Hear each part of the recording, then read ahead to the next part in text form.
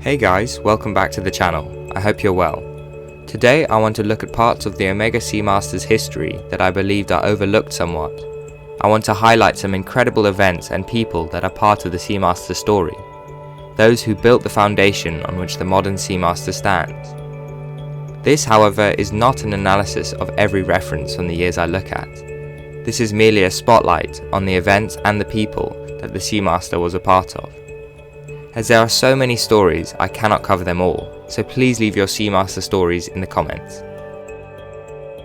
I have read that the Omega partnership with the Bond franchise came about due to the costume designer for GoldenEye being acutely aware of the brand's relationship with several militaries. She proposed it as the ideal watch brand for the next generation of Bond.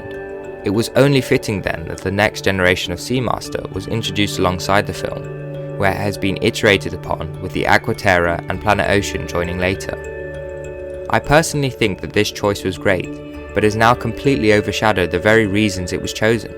It has become pure marketing, beholden to the being James Bond's watch, whilst its capability, milestones and innovations have become second fiddle. Before we start, I'm aware that Omega has competitors and there are numerous notable dive watch brands and models out there, from Doxa to Squale, Blancpain and Rolex amongst others. Each has their own story and contribution to the diving world, which pushed the needle further forward. I'm not saying that the Omega Seamaster is the only noteworthy dive watch, it is merely the one I have chosen to highlight due to my personal fondness of it. The Omega Seamaster has a rich history, one which can trace its lineage back to the Omega Marine from 1932. The Seamaster name itself has been in use since 1948, these watches being modelled after the waterproof watches Omega made for the British military during World War II. These were said to be capable of remaining intact up to 60 meters of submersion. The case was closer to a dress watch than a sports or tool watch, more in line with the Aquaterra's design philosophy of today. When the trilogy of master watches was introduced in 1957, featuring the Seamaster 300, this design changed and the focus shifted away from versatility towards functionality. Unlike its predecessor, the Seamaster 300 was designed for underwater use specifically. Ironically, however, the Seamaster 300 could only dive to depths of 200 meters, an improvement nonetheless. Famed oceanographer and diver Jacques Cousteau and his team wore Omega Seamaster 300s during their 1960s Conshelf experiments in the Red Sea. During Conshelf 1, divers Albert Felco and Claude Wesley would become the first oceanauts, living underwater for a week. Their cylindrical steel habitat would serve as a home, laboratory and library. The two would leave the cylinder every day for 5 hours, studying animals and building an underwater farm, whilst doctors monitored their health. Conshelf 2 was a small village, built on the floor of the Red Sea. The main habitat, known as Starfish, stood next to an aquarium, a garage for the diving saucer, a submersible, and an equipment hangar. Here, 5 oceanauts would live for a month at Starfish Base, with 2 spending a week at a deep station. These 2 experiments proved that divers could live and work in saturated gas environments for long periods without adverse effects. Conshelf 3 followed, and again was a success. These experiments paved the way for exploration in hostile climates, with many lessons learned being applied to the training of astronauts. The Seamaster played a very small but nonetheless important part in history, in this case passing the baton to the Speedmaster in space and also the Alaska Project 1 and 2. This would be one of many stories the Seamaster would be a part of. Many have said the 40s to the late 60s were a highlight for the Seamaster, a period in which it was in its prime. However, despite the change in design and the quartz revolution, their watches were still innovating and going places at the limit of competition and exploration. The period after its so-called prime brought us the Seamaster 600 and the Seamaster 1000, both worn by divers of Comex, specialists in engineering and deep dive operations. The former would go on to become the Ploprof, a polarizing but no doubt iconic piece. In 1978, the octagonal Seamaster Professional 200 meters was selected as the watch of choice by the Naval Hydrographic and Oceanographic Service, SHOM.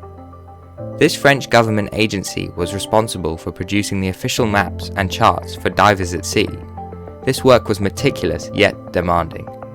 The reference is now known as the Omega Seamaster SHOM by many. In 1981, off the coast of Elba, Italy, famed freediver Jacques Mayol broke a world record at 54. He dived to an astonishing depth of 101 meters on a single breath, his heart rate dropping from 60 beats per minute to just 27.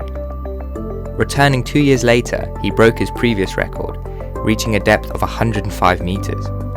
Both records were achieved with an Omega Seamaster 120 meter quartz on his wrist.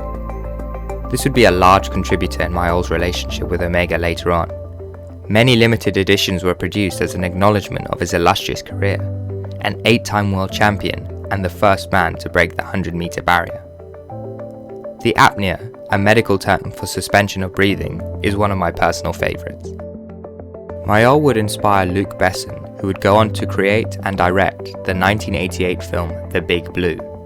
This was composed by Eric Serra and follows two childhood friends as they become world-renowned freedivers. In 1993, Frenchman Roland Specker achieved a world record freshwater freedive to a depth of 80 meters in Lake Neuchâtel. On his wrist, he wore the new Omega Seamaster Professional 300 meters, successfully testing it in a true deep water environment.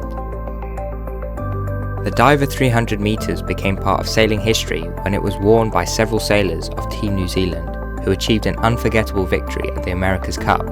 At the head of the team was the legendary Sir Peter Blake.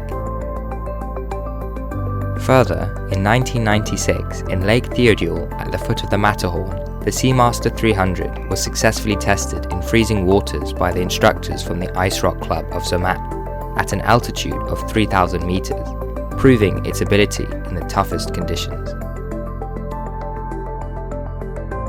In 2000, Sir Peter Blake created Blake Expeditions Foundation, dedicated to researching ecological and marine issues around the world.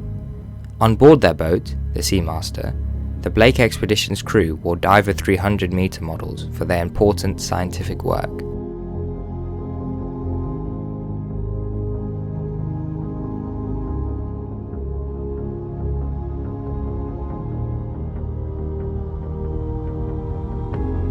Decades later, in 2012, commercial saturation diver Chris Lemons was involved in a diving accident which ultimately left him stranded at the bottom of the North Sea, whilst the vessel tried to get back to him. He had no light, no heat, and no breathing gas.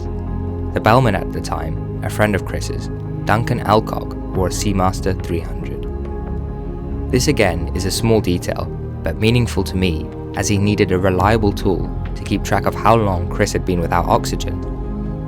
There is a fantastic documentary film I would recommend called Last Breath, which breaks down what happened that day, with those who were there commenting.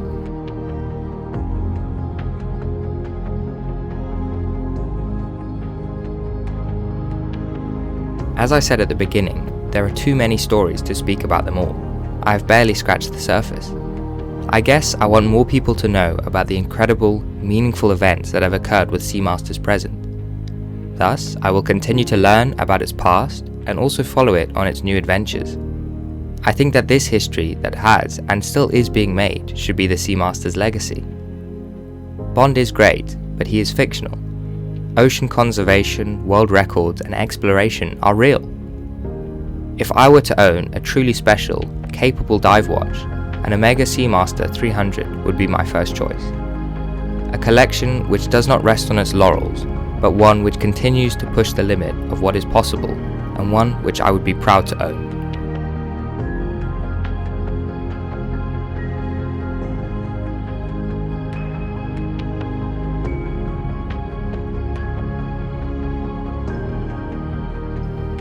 What do you guys think? Please comment down below any stories or adventures, including watches that you'd like to share. Thanks for watching. Talk soon.